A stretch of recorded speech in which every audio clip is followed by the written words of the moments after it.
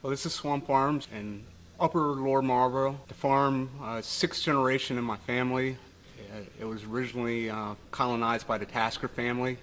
I then became part of William Fowler's estate, became a Sunderland, and I'm the fourth generation Swann to farm on this land.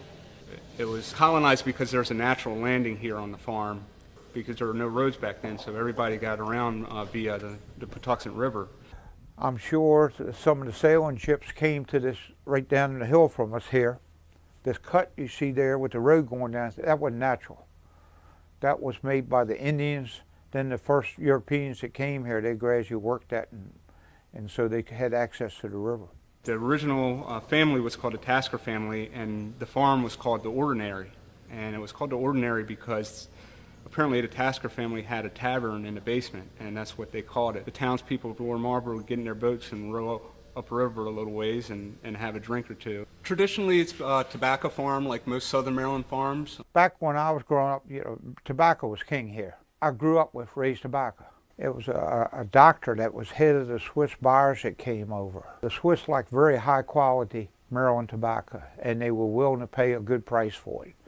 They made our market for a number of years. I heard him make the comment that if he had a choice of anywhere in Southern Maryland he'd like to buy tobacco from, it was in Lower Marlboro, on Lower Marlboro Road and Cheneyville Road, that circle. He said it was more tobacco, the type that they wanted, grown there than anywhere in Southern Maryland. Leaving tobacco behind, it was an easy decision for us. We were already stepping away from the tobacco market. My grandfather started raising watermelons back in the early 70s, and by the 80s we were already transitioning into primarily being a fruit and vegetable farm and secondary tobacco farm in the late 90s. When the buyout came, my father and my cousin, who were farming in partnership at the time, took the buyout and transitioned to a fruit and vegetable farm.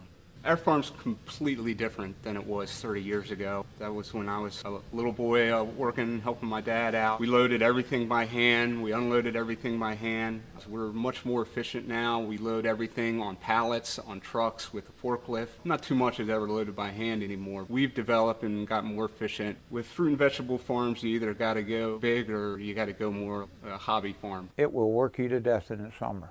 Tobacco, you could always take a day, Saturday afternoon off and Sunday afternoon. Produce it 7 days a week in the season. First off, you have to pick it when it's ready to be picked. And our customers, Sunday is a big sales day for our customers. They want it. So during the summer, we are a lot more busy than we used to be with tobacco. And in the wintertime, we can slack off a little, but peach trees take a tremendous amount of work during the winter. We overhead irrigate. They're called reel guns. It's a reel of pipe, and we pull the irrigation gun out into the field, and we turn it on, and the reel actually pulls the irrigation gun back to it and waters the entire field. They're pumping upwards to probably about 300 gallons per minute.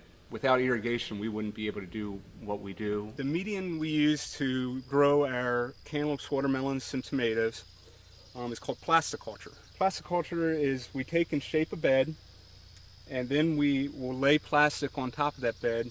It's plastic mulch, and at the same time we run a drip tube underneath it. So this is how the water gets to the plant.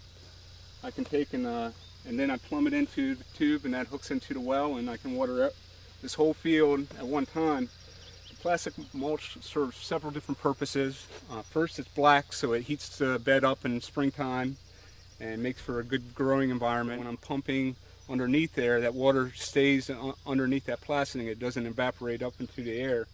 And it also suppresses weeds, so the weeds don't grow up through the plastic, so it creates a nice bed for all the fruits and vegetables to grow on. Most of the fruit will actually end up setting up on the bed. So when we go to pick it, it's not dirty, it's clean. About mid-season, we split over to white plastic so the beds don't get so hot in the early summer heat. And then we finish up with a method called strip tilling, where we go into wheat stubble and we till up a strip about a foot wide, and we'll plant into that strip. The cantaloupes and watermelons and the tomatoes will end up fruiting out and laying on top of that straw bed from the wheat stubble. and it keeps it clean, keeps the dirt off the fruit. But everything's dependent on the weather. But when you're farming, you're in partnership with the weather, and the weather can dictate whether our season goes good or bad or in between. And what may be good for one thing, all the rain is very good for corn this year, but the watermelons and the cantaloupes don't like too much rain. They like a more dry environment. We're a big fruit and vegetable farm for this area of the country. This area of Maryland, there's not too many farms that are full-time fruit and vegetable production. We have the ability to control our market here with produce. When we got out of tobacco, it was an extremely difficult auction system we were dealing with. And I always felt that the farmer never got a fair shake. And the produce market can be rough, and you can get beat up real bad, but we have a lot more control over our market now selling produce.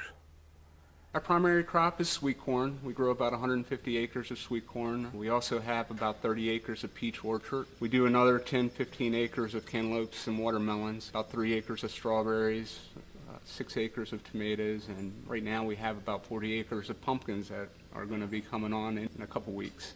Almost all the roadside stands in Calvert County, and a lot of them in southern Maryland, carry our fruits and vegetables. Our secondary market would be gourmet, local grocery stores, Nick's, Bowen's, Roland's, Christopher's. We sell a lot of produce to Whole Foods. We also connect with some of the big food distributors in the area up in Jessup, and that produce could go anywhere. It could go to restaurants, it could go to any of the big grocery stores, so it kind of gets a little bit of everywhere. I have 4 children now. 2 of them have since I've been back on the farm. I've been back on the farm for 6 years full time now. And I just, the lifestyle, I can see them a couple times every day. In the wintertime when we're off, I get to spend a lot more time with them. It's a way of growing a family. It's how I grew up. It's part of my heritage, and I wanted them to experience that same heritage.